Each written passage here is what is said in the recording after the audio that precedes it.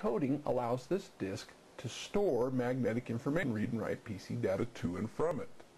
Notice right here there's a hole in the sheath. This is called the armature, and there's actually one on the back of this side of the disk as well. The data on the disk is through these armature holes, and you can actually read up in the bottom of the disk at the same time. We'll have this device here, slide. Now the slide's job is to cut the armature hole to protect the surface of the disk, like this. When you put the disk in a floppy disk drive, this armature is slid over, revealing the armature. When you take the disk back out, the slide comes back over, covering the armature. With that, let's take a look at a floppy disk drive itself. Now, I've actually taken some of the covers off so you can see inside. Read-write heads. These read-write heads, when you insert a disk, which I'll do right now, as I put it in, you'll see the slide opens, revealing the armature, and you can see that the heads clamp down on the surface of the disk up in the bottom. Now there's a motor in here that spins the Mylar disk around and around. Heads read information off the surface of the disk, just like an old record player. Motor right here called the stepper motor. It's got a screw gear right here that moves these heads forward and backwards so that the heads can access any part of the floppy disk surface. Let's take a look at how we install this drive in our PC.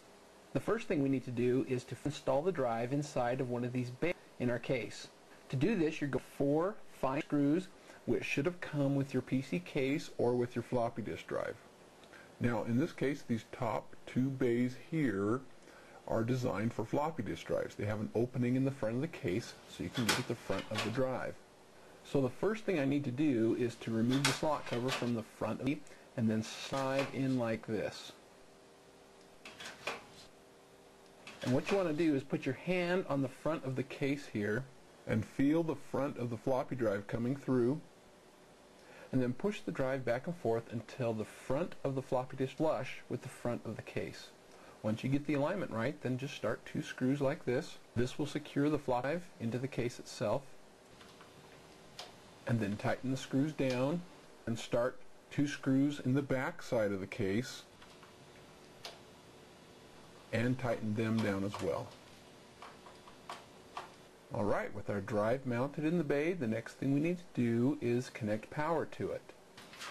Now, if the various wires coming to the power supply, you'll see that there's 2 different types of power plugs. These are called Molex connectors. We have a large-sized Molex connector that you can see right here, and a small-sized Molex connector. The floppy disk drive uses the smaller Molex connector. Now we need to connect Molex plug to the connector on the drive right here.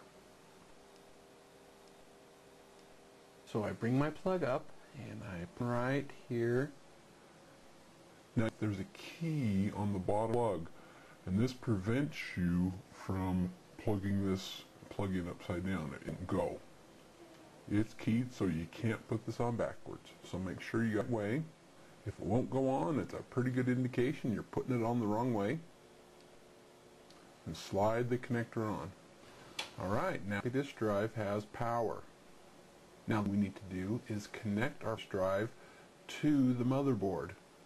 The floppy disk cable connects to these sets of pins right here.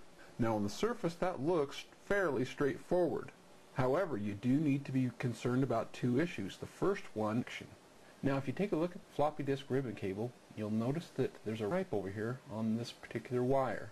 That indicates that this wire pin 1.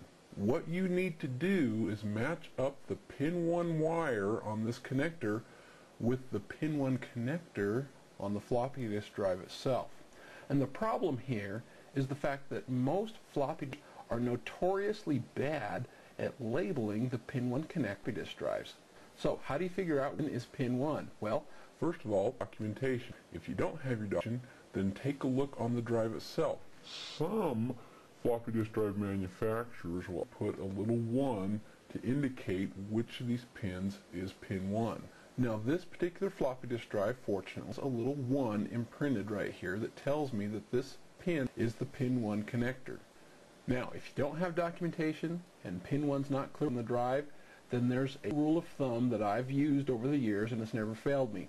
And that is the fact that the pin 1 on the connector is usually the pin closest to the power connector. I don't think I've ever seen a floppy disk drive that's violated that rule. Pin 1 is usually the pin closest to the power connector. So what we need to do is match up pin 1 ribbon cable with the pin 1 on the floppy disk drive connector. Another issue. Notice with this particular floppy disk cable that there is a twist in the wire right here. The ribbon cable actually has 3 different connectors. There's another connector right here in the middle. This can be connected to a second floppy disk. And on the far end of the cable, there's another connector, and this connects to the motherboard. So the question, which of these 2 plugs should I use for my floppy disk? Should I use the middle connector or the end? The answer to that question is, well, which drive letter do you want to your floppy disk drive? The drive that is connected to the connector comes after twisting the cable is always A. So if I were to connect the floppy disk drive to this connector right here after on the connector after the twist, this drive would be drive A. If, however, I were to choose to connect my drive using this in the middle, it would actually be drive B. I want it to be drive A, so I'm going to use this plug right here that comes after the twist in the ribbon cable.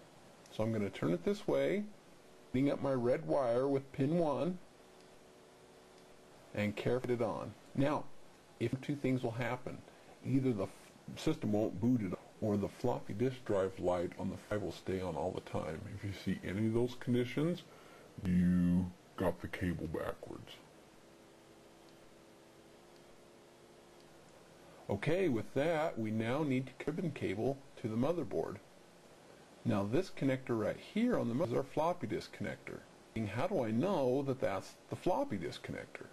The way you can tell that this is a floppy connector is the fact that it's smaller. It only has 34 pins. The hard disk connector, which is included on most motherboards, has 40 pins. Just as before, we still need to be concerned with pin 1 direct. Fortunately, this connector on the ribbon cable has a key right here in the middle of the connector.